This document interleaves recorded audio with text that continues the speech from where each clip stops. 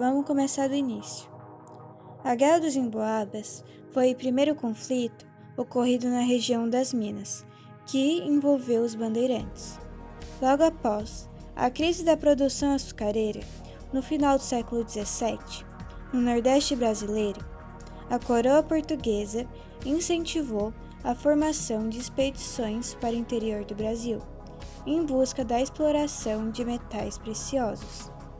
No vilarejo de São Paulo de Piratininga, expedições particulares foram organizadas para adentrar o sertão brasileiro, em busca de metais preciosos e de indígenas, para trabalharem escravizados nas plantações paulistas.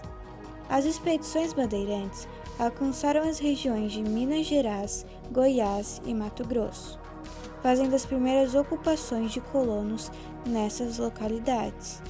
Ao contrário do Nordeste, a produção paulista não tinha como alvo atender o mercado europeu, mas sim os moradores da região.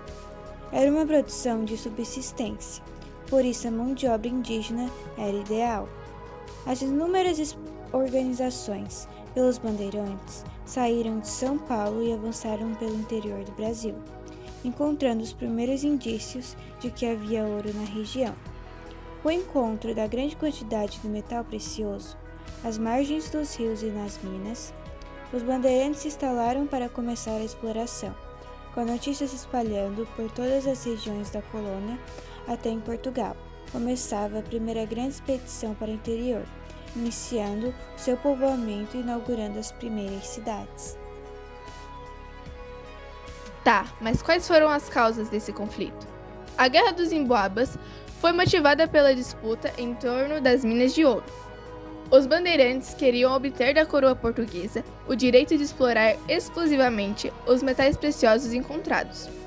Porém, a grande quantidade de brasileiros e portugueses que se dirigiam para o local tornou inviável tal pedido. A Guerra dos Emboabas foi travada entre bandeirantes paulistas e os outros aventureiros que chegaram ao local depois. Antes de a guerra começar de fato, paulistas e emboabas já tinham passado por alguns desentendimentos. Os forasteiros mataram 2 chefes paulistas, que tentaram impor o domínio bandeirante na região. Contrariando as ordens da coroa portuguesa, os emboabas declararam Manoel Nunes Viana como governador da região das Minas e decidiram expulsar os paulistas.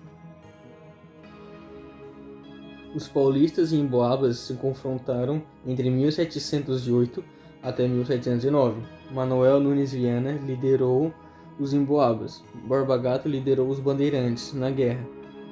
No campo da Traição, perto do que hoje seria Tiradentes, uma cidade mineira, lá aconteceu a guerra em que os emboabas saíram vitoriosos, assim expulsando os paulistas. Os estrangeiros tiveram o controle de Minas.